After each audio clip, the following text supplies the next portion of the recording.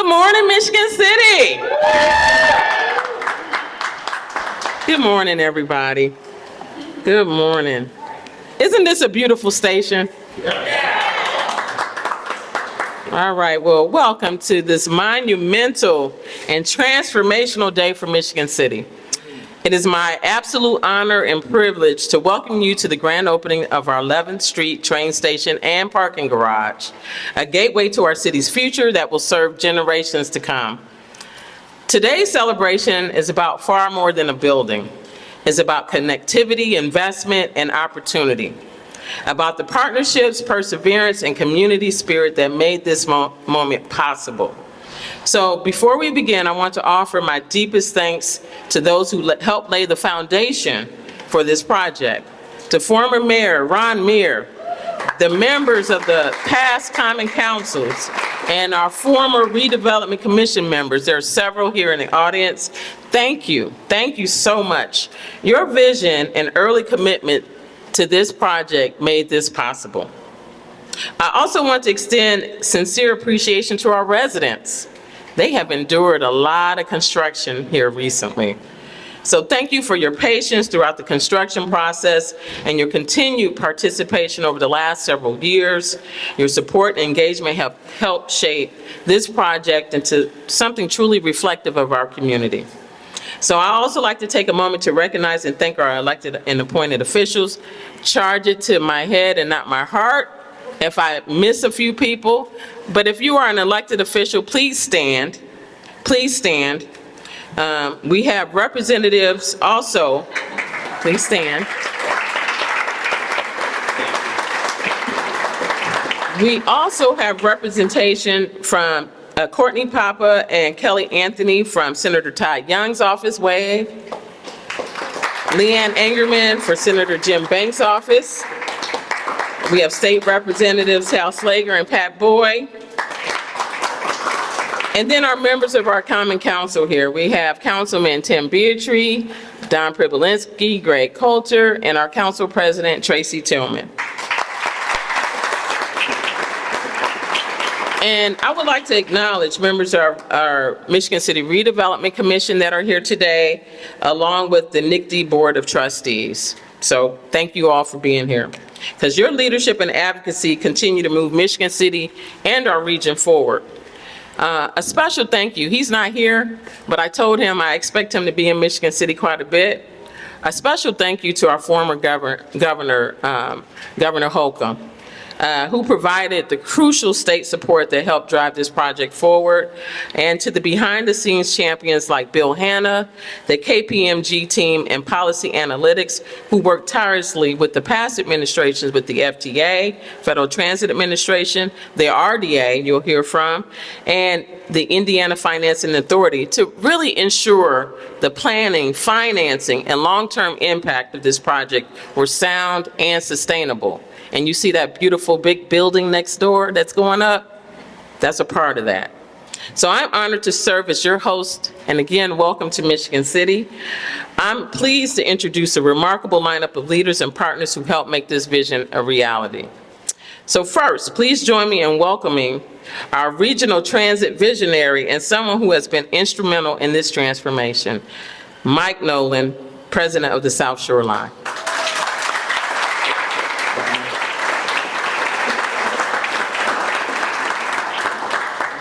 I could get used to doing these ribbon cuttings. This is a lot of fun. Thank you, Mayor, and good morning, everyone. My name is Mike Nolan, and I have the honor, as the president of the South Shore Line, to welcome you to our beautiful new commuter station and parking lot. Last May, we gathered at our new station in Miller and Gary to celebrate the opening of the double-track service. We added 14 new weekly trains and greatly improved the travel time between stations in Indiana and Chicago. Here in Michigan City, we have an express train that makes it to Millennium Station in Chicago in just 67 minutes. And all of our trains have greatly improved run time, and our service is approaching 90% on time on a daily basis. And so now we can truly say, as our marketing advertising states, we are better than ever. Today marks the end of the improvements made possible by the double track project. And what an improvement it is. I hope you agree with me, this station is beautiful. inside and out. Preservation of the historic facade of the original station has always been part of the project. The station was designed by the noted architect Arthur Gerber, who, by the way, also designed the Beverly Shores station. In fact, history plays a large part today. The selection of the train route where we are today, we're standing today, was made necessary, and I have to give a tip of the hat to leaders gone by in the past, who, as part of the city and NICD, got together 15 years ago to discuss the route through a Tiger grant that we got from the Federal Transit Administration to help determine where the South Shore Line was going to travel through the town. That group was led by a management oversight group that really took a lot of public input. There was a lot of discussion, intense, passionate discussion to decide where we would operate. And the balance was struck between improving rail operations and economic opportunity. And a result of that was a decision to choose what was called the central alignment alternative, to maximize improvement, to get the train service out of street running, but also have economic development. So there are some members here of the management oversight group. I know I saw Mayor Muir, John Parsons, Jerry Hannes. If you were on that group and set in motion this process that we celebrate today, please stand up and raise your hand, and let's all give them a round of thanks.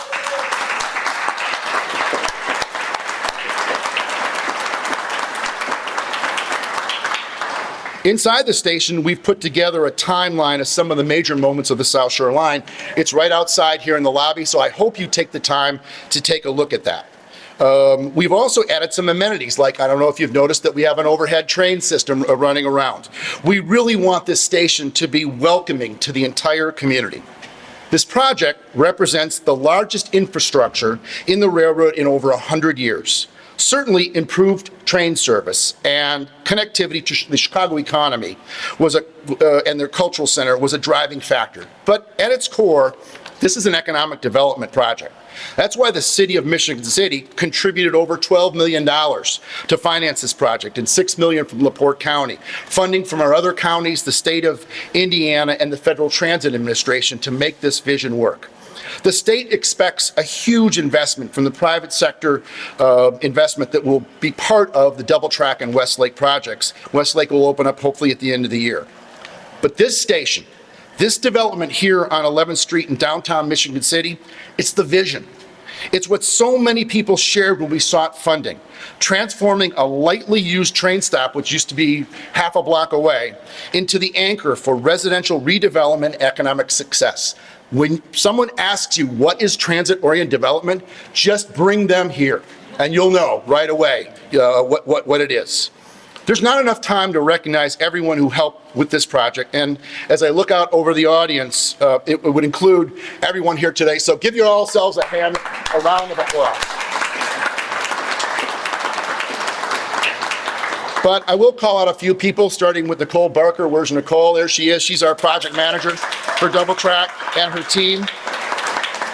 I have to thank our partners in this joint development, Mayor Angie and her team. Skylar, where's Skylar York? Raise your hand. Did an outstanding job.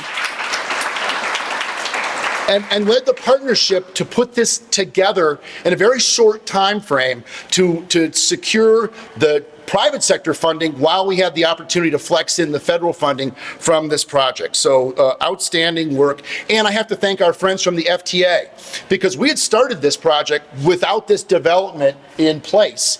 And along the way, we approached the FTA and said, we got a great idea. Michigan City's come forward. They want to leverage the transit investment here at the site into an economic development project. And the FTA jumped in a big way and allowed us flex in funds that were going to go to a 2-story parking garage and station into what you're seeing today. When I won't steal anybody's thunder because I know they want to talk about it themselves, but thank you to those people who helped made this happen.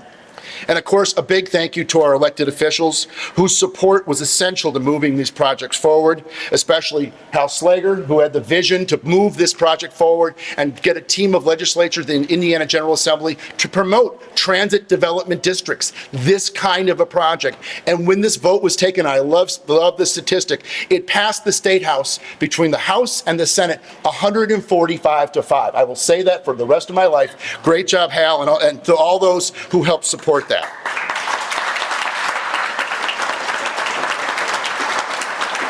You might imagine that when you're seeking federal funding, you need a lot of federal support as well. And we had a tremendous congressional delegation. We're joined today by Congressman Van, who was a champion. We've had, as Mayor mentioned, we had Governor Holcomb's support. We also had Senator Young and then Senator Braun, now Governor Braun's support, as well as Congressman Yocum was a huge proponent of moving along the federal side of this equation that made this project a reality. We also had retired Congressman Pete Visclosky, who we all know championed rail in this region for his entire three-decade-plus career. So thank you very much to our congressional delegation.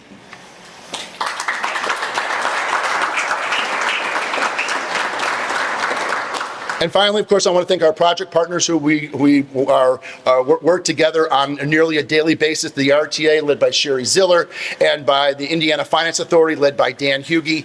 We really have formed a tight partnership to make sure that we can deliver on the promises that we made when we sought the funding for this project.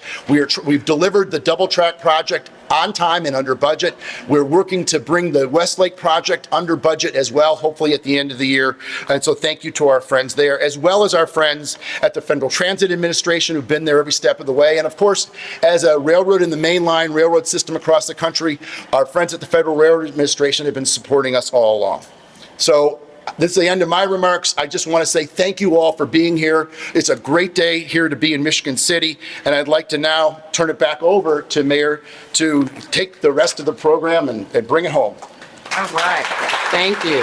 Thank you. So I also see another one of our council members, Councilman Bryant Dabney, that's shown up, so I just want to acknowledge him as well. So next, representing the innovative spirit of development that now shapes this whole skyline in Michigan City is going to be changed because of this, I would like to welcome David Flaherty, CEO of Flaherty & Collins.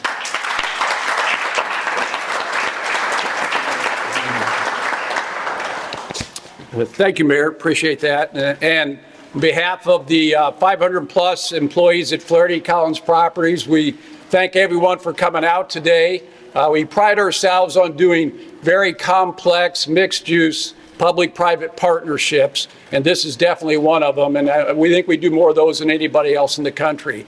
This is a little bit unique. This will be our 8th transit-oriented development that we've done, but this will be the first one we've done in the state of Indiana. So this being our home state, that makes this one very special for us. We also pride ourselves on getting our deals done. In today's environment, you see so many deals that are announced that never really happen. It's just a very tough time. Construction costs are up. We're now dealing with tariffs. Interest rates have skyrocketed, and the banks have kind of pulled in their reins. So getting deals done today is very difficult, and we're very proud of being able to do that here, and at least through the halfway mark here and getting open. This development's a $101 million investment, and that will create $700,000 in real estate taxes on property that currently does not generate any real estate taxes. We will also generate a lot of new income tax as well as sales tax. The economic impact that we expect from this global development will be $150 million over 5 years for Michigan City and the surrounding area.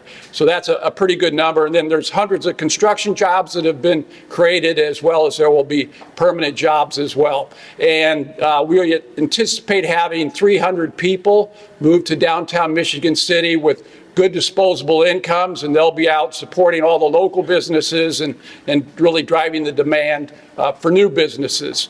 So what we have here, this high-rise, transit-oriented development, mixed use, is the first one in the state of Indiana. So it's a very special one. We do.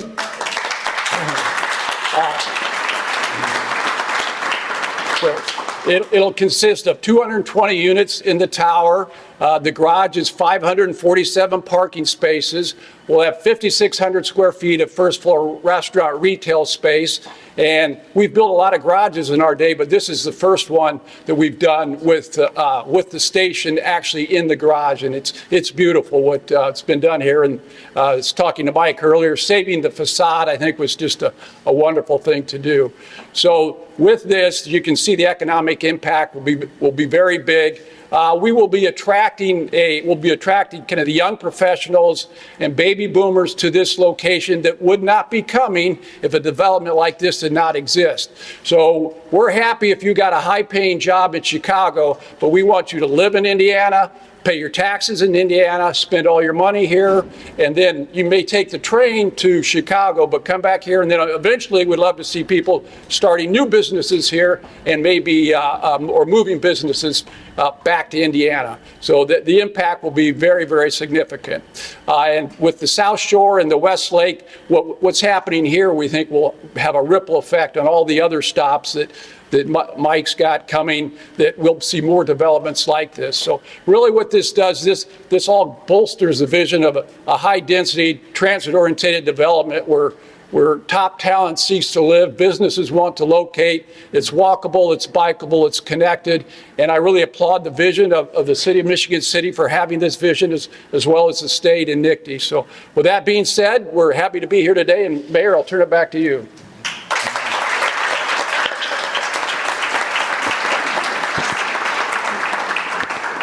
So, as he stated, I am so proud of the Redevelopment Commission and our pivot that we took a couple of years ago to make this mixed-use private partnership happen. I think it was important that we didn't just have a parking garage, but we had a place where people could call home as well.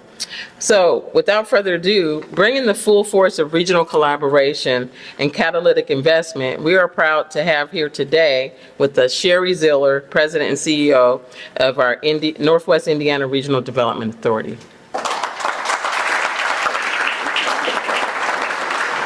Great. Thank you, Mayor Angie. Good morning, everyone. Sherry Ziller, President and CEO at the Northwest Indiana Regional Development Authority.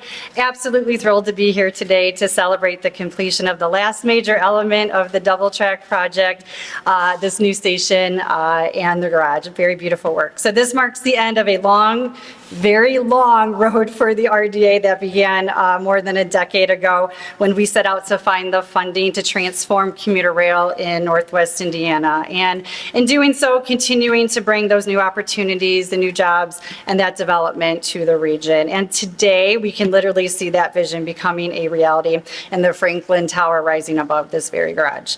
And that was really the whole point of over 10 years ago of the effort in securing that $900 million and all the funding, the RDA, the federal, the state, the local dollars. The point was really to unlock Northwest Indiana's potential and giving its talented, hardworking residents a chance to really shine on the big stage and shine on. They have, from Hammond to Michigan City, transformative projects are underway that will enable us to continue to thrive and continue to grow for decades to come. And, you know, Michigan City, they've really been leading the charge. They've embraced the double track project since day one across multiple administrations and aggressively pursuing development, not just around the train station, but throughout the whole city. So I do want to thank Mayor Angie and her staff for everything that they have done to get this project across the finish line. Of course, thank you to Mike Nolan, Nicole Barker, and the NICTE team for doing such an excellent job on the double track project. I would like to thank Governor Braun and many other state and local officials.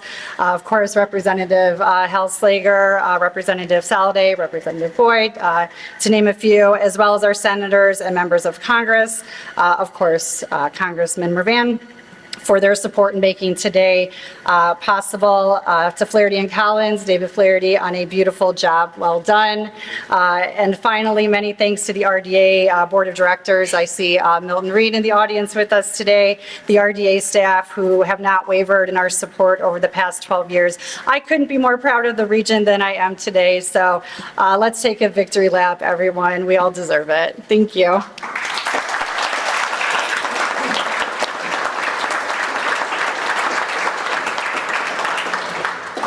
And I would like to thank the Michigan City team who helped put this together today. I appreciate our interns. Our interns are walking around here from our leadership internship program, so I would like to thank them. They have been greeting you and setting everything up today, so I appreciate that.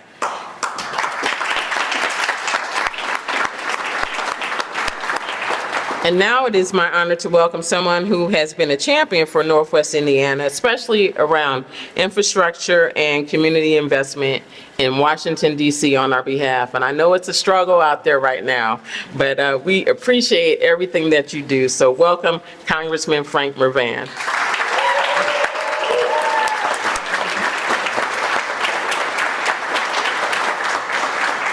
I, of course, would like to thank Mayor Angie for her leadership, the City Council, all of Michigan City's Chamber of Commerce. I'd like to thank Clarence with Economic Development. Mayor Angie said that it's a struggle in Washington, D.C., so I'm just going to cut to the chase, and then I'm going to thank people more often. There is a little bit of a struggle, and I'm being facetious, but the fact of the matter is this is an example where the struggle is behind us.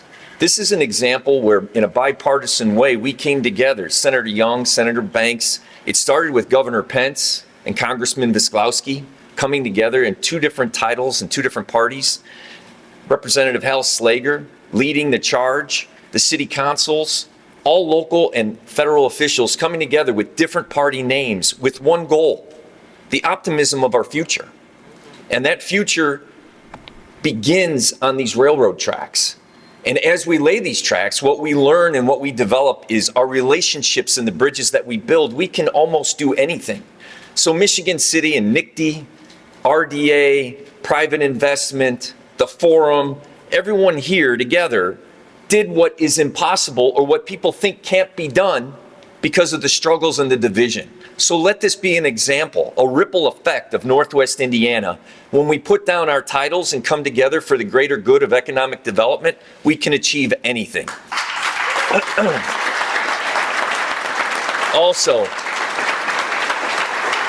staying true to who I am, I whispered in Mike's ear, was the project under budget and was the project on time? And it was. And that doesn't happen very often.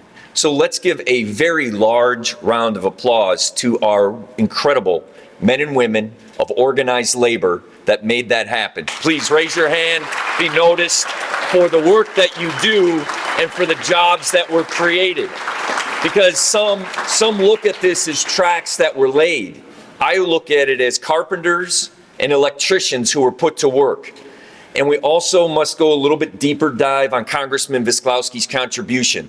He used, as did Hal Slager, decades of political capital. That political capital he earned by being a credible member of Congress on appropriations, on defense, doing what it took for decades to make sure he delivered for this district. He's not here today, but he deserves a round of applause for his commitment, dedication, and vision.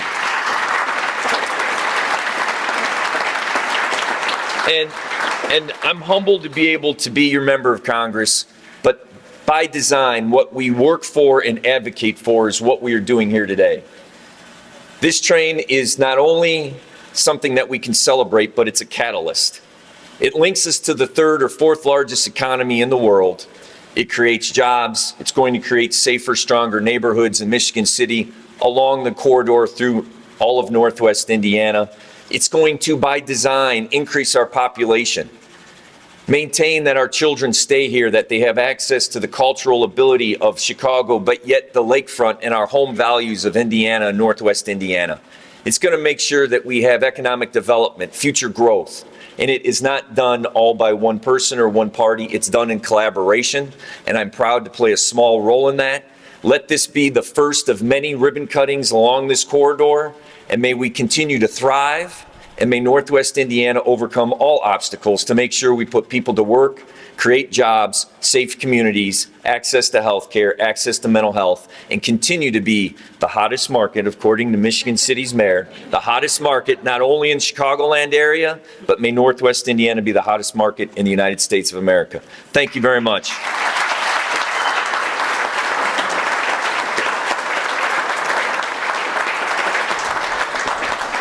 So again, thank you to all of our speakers, our partners, and now the moment we've been waiting for. And I also would like to acknowledge Dr. Vijayakura, who is a member of our city council as well. I would like the council members and all of the seated dignitaries to join us outside for our official ribbon cutting, and I see Senator Pohl back there as well. I see everybody. For our official ribbon cutting outside on the track, in front of the train. That's important, so that we can celebrate this powerful step forward for Michigan City. Thank you for coming.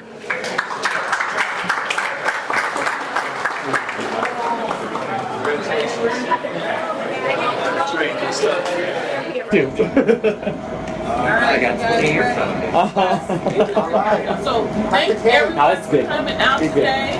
We welcome you to the grand opening of our station at noon. At noon. They will be able to park in the garage. So 1, 2, 3.